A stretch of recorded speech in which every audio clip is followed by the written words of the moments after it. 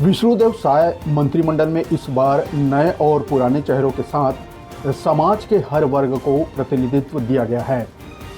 मुख्यमंत्री विष्णुदेव साय, उप मुख्यमंत्री अरुण साव और विजय शर्मा के बाद मंत्रिमंडल में जिन 9 मंत्रियों को शामिल किया गया है, उनमें पूर्व सरपंच से लेकर शिक्षक और IAS तक शामिल हैं।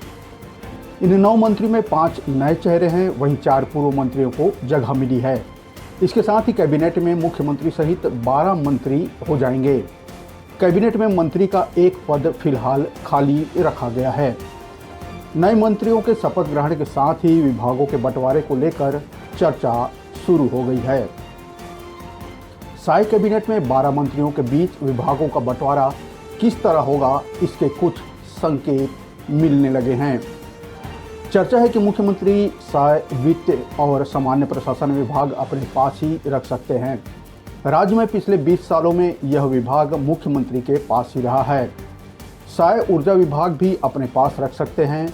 हालांकि इस बात की चर्चा ज़्यादा है कि उप मुख्यमंत्री अरुण साव को ऊर्जा मंत्री बनाया जा सकता है। साव को नगरीय प्रशासन, आवास एवं पर्यावरण और विधि विभाग की जिम्मेदारी भी मिल सकती है। बात करें कद्दावर विधायक और पूर्व मंत्री जो अभी भी मंत्री के पद की शपथ ले चुके हैं, बृजमोहन अग्रवाल की, तो 5वीं बार मंत्री बने हैं। रायपुर दक्षिण से विधायक बृजमोहन अग्रवाल 8वीं बार के विधायक हैं। वे अविभाजित मध्य प्रदेश में पटवा सरकार में भी मंत्री रह चुके हैं। इसके बाद रमन सरकार में तीनों कार्यकाल में मंत्री रहे हैं। इस चुनाव में उन्होंने कांग्रेस प्रत्याशी महंत राम सुंदर दास को रिकॉर्ड 67,000 से भी ज़्यादा मतों के अंतर से पराजित किया था। बृजमोहन अग्रवाल अविभाजित मध्य प्रदेश में भी भाजपा सरकार में मंत्री का पद संभाल चुके हैं। मध्य प्रदेश विधानसभा द्वारा उन्हें सर्वश्रेष्ठ विधायक का पुरस्कार भी मिल चुका है। बृजमोहन अग्रवाल का जन्म 1 मई 1959 को रायपुर में ही हुआ है। कॉमर्स एवं आर्ट्स दोनों विषय से पोस्ट ग्रेजुएट करने वाले बृजमोहन अग्रवाल ने LLB की डिग्री भी ली है। अग्रवाल मात्र 16 साल की उम्र में ही यानी 1977 में अखिल भारतीय विद्यार्थी परिषद की सदस्यता ले ली थी। साल 1981 और 1982 के दौरान वे छात्र संघ के अध्यक्ष भी रहे। 1984 में वे भारतीय जनता पार्टी के सदस्य बने। 1988 से 90 तक वे भारतीय जनता युवा मोर्चा के युवा मंत्री भी रहे। 1990 में वे पहली बार मध्य प्रदेश विधानसभा में विधायक चुनकर आए।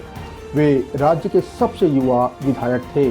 इसके बाद 93, 1998, 2003, 2008, 2013, 2018 और अब 2023 में वे विधायक चुने गए। प्रदेश सरकार में सबसे वरिष्ठ मंत्री बृजमोहन अग्रवाल को राजस्व और आबकारी विभाग का मंत्री बनाया जा सकता है। लोक निर्माण विभाग की भी जिम्मेदारी अग्रवाल को सौंपी जा सकती है। ऐसी कयास लगाया जा रहा है कि अगर PWD यदि अग्रवाल को नहीं दिया गया तो इसे रामविचार नेताम को इसकी जिम्मेदारी मिल सकती है। लंबे राजनीतिक अनुभव के धनी केदार कश्यप की बात करें तो कद्दावर आदिवासी नेता हैं। पूर्व सांसद स्वर्गीय बलिराम कश्यप के बेटे केदार कश्यप का जन्म 5 नवंबर 1974 को हुआ था। बस्तर के भानपुरी स्थित ग्राम फरसागुड़ा के रहने वाले केदार कश्यप भारतीय जनता युवा मोर्चा के प्रदेश उपाध्यक्ष भी रहे हैं। बस्तर ब्लॉक में जनपद सदस्य रह चुके केदार कश्यप 2003 में पहली बार MLA निर्वाचित हुए, 2008 में दूसरी बार एवं 2013 में तीसरी बार विधायक चुने गए। 2003 में केदार कश्यप पहली बार विधायक निर्वाचित हुए। पहली बार विधायक निर्वाचित होने के साथ ही वे राज्य मंत्री लोक स्वास्थ्य यांत्रिकी के स्वतंत्र प्रभार रहे। 2008 में विधायक निर्वाचित होने के बाद आदिम जाति तथा अनुसूचित जाति विकास विभाग, पिछड़ा वर्ग एवं अल्पसंख्यक विभाग, लोक स्वास्थ्य यांत्रिकी विभाग, छत्तीसगढ़ शासन में मंत्री रहे। केदार कश्यप 2013 में जीत हासिल करने के बाद मंत्री आदिम जाति तथा अनुसूचित जाति विकास, पिछड़ा वर्ग एवं अल्पसंख्यक विकास स्कूल शिक्षा विभाग के मंत्री बने। ऐसी चर्चा है कि केदार कश्यप को स्कूल शिक्षा और आदिम जाति कल्याण विभाग का या स्वास्थ्य विभाग इस बार दिया जा सकता है। बात करें कोरबा विधायक यानी लखनलाल देवांगन के, तो वे इस बार मंत्री बने हैं। कोरबा विधानसभा क्षेत्र से दूसरी बार विधायक बने लखनलाल देवांगन पहली बार इस बार मंत्री बने हैं। भाजपा सरकार जब आई है 2023 में, तो कोरबा के कोडिया में रहने वाले लखनलाल ने अपनी राजनीतिक सफर की शुरुआत एक पार्षद के रूप में की थी। साल 2005 में पहली बार कोरबा नगर निगम के महापौर के रूप में चुने गए। देवांगन ने 2013 चुनाव में कांग्रेस के वरिष्ठ नेता बोधराम कंवर को हराकर कटघोरा से विधायक बने थे। इस दौरान रमन सिंह की सरकार में संसदीय सचिव यानी राज्य मंत्री रैंक भी रह चुके हैं। 2018 में वे विधानसभा चुनाव में वे हार गए थे। इसके बाद 2023 के विधानसभा चुनाव में लखनलाल देवांगन कोरबा विधानसभा चुनाव से लड़े और 3 बार के विधायक व राजस्व मंत्री जय सिंह अग्रवाल को पटकनी दे दी। सूत्रों की माने तो लखनलाल देवांगन को कृषि विभाग की जिम्मेदारी मिल सकती है। बात करें भाजपा के वरिष्ठ नेता रामविचार नेताम की, तो उन्हें फिर मंत्री पद मिला हुआ है। 6ठी बार विधायक निर्वाचित हुए भाजपा के कद्दावर नेता रामविचार नेताम को विष्णुदेव साय मंत्रिमंडल में स्थान मिल चुका है। उन्होंने आज शपथ ले ली है। रामविचार नेताम राज्यसभा के सदस्य और भाजपा अनुसूचित जनजाति के राष्ट्रीय मोर्चा के भी अध्यक्ष रह चुके हैं। बलरामपुर के ग्राम सनावल निवासी राम विचार नेताम को पार्टी ने रामानुजगंज विधानसभा सीट पर चुनाव मैदान में उतारा था। उन्होंने कांग्रेस के डॉक्टर अजय तिर्की को पराजित कर लगातार 6ठी बार विधायक बने हैं। केवल रामविचार नेताम ही नहीं बल्कि उनका पूरा परिवार राजनीति में सक्रिय है। बात करें उनकी बेटी की, तो निशा नेताम जिला पंचायत बलरामपुर की अध्यक्ष और धर्मपत्नी पुष्पा नेताम जिला पंचायत सदस्य हैं। पुष्पा नेताम अविभाजित सरगुजा जिला पंचायत की अध्यक्ष भी रह चुकी है। बताया जा रहा है कि पीडब्ल्यूडी यदि बृजमोहन अग्रवाल को नहीं दिया गया तो इसे रामविचार नेताम को पीडब्ल्यूडी विभाग की जिम्मेदारी साय कैबिनेट में मिल सकती है। बात करें सबसे कम उम्र के विधायक लक्ष्मी जी की, तो लक्ष्मी को भी मंत्री पद मिला हुआ है। सरगुजा संभाग और सूरजपुर जिले के भटगांव विधानसभा क्षेत्र से लक्ष्मी राजवाड़े पहली बार विधायक निर्वाचित हुई हैं। अब वह मंत्री भी बन चुकी हैं। सूरजपुर जिले के भैयाथान विकासखंड अंतर्गत ग्राम वीरपुर की लक्ष्मी राजवाड़े पहली बार जनपद सदस्य के पद पर निर्वाचित हुई थी। पिछले पंचायत चुनाव में उन्होंने जिला पंचायत सदस्य का चुनाव भी जीता था। वर्तमान में जिला पंचायत सूरजपुर के सदस्य के अलावा वे महिला मोर्चा सूरजपुर की जिला अध्यक्ष भी हैं। भाजपा संगठन में आरंभ से ही सक्रिय लक्ष्मी राजवाड़े ने अपने पहले ही चुनाव में 2 बार के विधायक यानी कांग्रेस के परसनाथ राजवाड़े को 43,000 से अधिक मतों से पराजित किया है। लक्ष्मी राजवाड़े को संगठन में सक्रियता की वजह से पार्टी ने प्रत्याशी बनाया था और अब विधायक निर्वाचित होने के बाद मंत्री पद की बड़ी जिम्मेदारी उन्हें मिल चुकी है। साय कैबिनेट में एकमात्र महिला मंत्री होने के नाते यह लगभग तय माना जा रहा है कि लक्ष्मी राजवाड़े को महिला और बाल विकास विभाग मिलना तय है। बात करें श्याम बिहारी जायसवाल की, तो विष्णुदेव साय मंत्रिमंडल का हिस्सा बने श्याम बिहारी जायसवाल सरगुजा संभाग के मनेंद्रगढ़ विधानसभा से दूसरी बार विधायक निर्वाचित हुए हैं। अविभाजित कोरिया जिले के भाजपा के बड़े चेहरे यानी श्याम बिहारी जायसवाल पूर्व में जनपद पंचायत खड़गवां के अध्यक्ष भी रह चुके हैं। भाजपा किसान मोर्चा प्रदेश अध्यक्ष रह चुके जायसवाल ने सन 2023 के चुनाव में पहली बार विधायक निर्वाचित हुए थे। 2018 के चुनाव में उन्हें कम अंतर से हार का सामना करना पड़ा था। इस बार उन्होंने कांग्रेस के रमेश सिंह को पराजित कर पिछली बार के हाल का मलाल को दूर कर लिया है।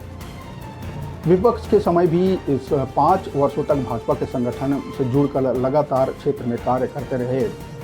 श्याम बिहारी जायसवाल को सहकारिता या खाद्य एवं नागरिक आपूर्ति विभाग की जिम्मेदारी मिल सकती है। बात करें कि आईएएस से नेता बने ओपी चौधरी की, तो ओपी चौधरी चुनाव प्रचार के दौरान ही जैसे हमने सुना था कि गृह मंत्री अमित शाह ने पूर्व आईएएस ओपी चौधरी को बड़ा आदमी बनाने का वादा भी किया था। विष्णुदेव साय मंत्रिमंडल में स्थान मिलने के साथ ही शाह का वादा भी पूरा हो गया। बता दें कि 2005 बैच के अधिकारी ओपी चौधरी केवल 22 साल में आईएएस बने और 36 साल की उम्र में यानी 2018 में रायपुर कलेक्टर रहते हुए नौकरी से त्यागपत्र दे दिया। उसी साल उन्होंने भाजपा में प्रवेश कर खरसिया विधानसभा से चुनाव लड़ा, लेकिन उन्हें हार का सामना करना पड़ा। 2 जून 1981 को मध्यम वर्गीय परिवार में जन्मे ओपी चौधरी के पिता दीनानाथ चौधरी पेशे से एक शिक्षक थे। जब ओपी चौधरी दूसरी कक्षा में पढ़ रहे थे तब उनके पिता का देहांत हो गया था। ओपी चौधरी ने अपनी शुरुआती शिक्षा अपने पैतृक गांव व्यांग से ही पूरी की। खरपैल स्कूल में ओपी चौधरी ने पढ़ाई की। इसके बाद हायर सेकेंडरी की शिक्षा में पर्याप्त शिक्षक नहीं होने से ओपी चौधरी ने स्वयं ही अपनी पढ़ाई पूरी की। स्कूली शिक्षा के बाद उन्होंने भिलाई से बीएससी की। पंडित रविशंकर शुक्ल विश्वविद्यालय से गणित, भौतिकी और इलेक्ट्रॉनिक्स में स्नातक की पढ़ाई पूरी की और फिर सिविल सर्विस की तैयारी में जुट गए। पहले ही प्रयास में यूपीएससी परीक्षा में उनका चयन हो गया। ओपी चौधरी को उच्च शिक्षा और तकनीकी शिक्षा के साथ कुछ और भी विभाग दिए जाने की चर्चा है। पूर्व मंत्री दयाल दास की बात करें तो उन्हें फिर मौका मिला है विष्णुदेव साय मंत्रिमंडल का हिस्सा बनने में। अनुसूचित जाति से जुड़े दयाल दास बघेल अपने राजनीतिक जीवन की शुरुआत सरपंच के पद से की थी। दयालदास बघेल सन 2003 में नवागढ़ विधानसभा क्षेत्र से पहली बार विधायक निर्वाचित हुए थे। इसके बाद 2008 और 2013 में भी विधायक चुने गए। सन 2008 में अनुसूचित जाति विकास प्राधिकरण के उपाध्यक्ष भी रहे। रमन सिंह के सरकार में वाणिज्य, उद्योग, सहकारिता, संस्कृति एवं पर्यटन मंत्री रहे बघेल को सन 2018 में विधानसभा चुनाव में हार का सामना करना पड़ा था। अब 2023 में शानदार वापसी करते हुए विधानसभा चुनाव में उन्होंने कांग्रेस प्रत्याशी गुरु रुद्र कुमार को पराजित किया। दयालदास बघेल का जन्म 1 जुलाई 1954 को ग्रामपुरा में हुआ है। उनके 2 बेटे और 4 बेटियां हैं। दयालदास बघेल को जल संसाधन विभाग दिए जाने की चर्चा जोरों पे है। शिक्षक और पीए से अब मंत्री बने टंकराम वर्मा विष्णुदेव साय मंत्रिमंडल का हिस्सा बन चुके हैं। बलौदाबाजार से भाजपा विधायक टंकराम वर्मा ने एलएलबी किया है। टंकराम पिछले 30 वर्षों से सामाजिक व राजनीतिक क्षेत्र में सक्रिय हैं। विधायक बनने से पहले वे बलौदाबाजार जिला ग्रामीण भाजपा अध्यक्ष थे। क्षेत्र में रामायण और भागवत कथा करवाने के नाम से टंकराम वर्मा को ख्याति मिली हुई है। कुर्मी समाज से आने वाले टंकराम वर्मा ने पहली बार विधानसभा चुनाव लड़ते हुए कांग्रेस के जो प्रत्याशी शैलेश नितिन त्रिवेदी को 14,000 से अधिक मतों से पराजित किया था। ऐसी चर्चा है कि टंकराम वर्मा को श्रम और परिवहन विभाग दिया जा सकता है। नमस्कार, मैं हूं नवीन और आप देख रहे हैं न्यूज़ 36। जय जोहार, राम राम, जय छत्तीसगढ़।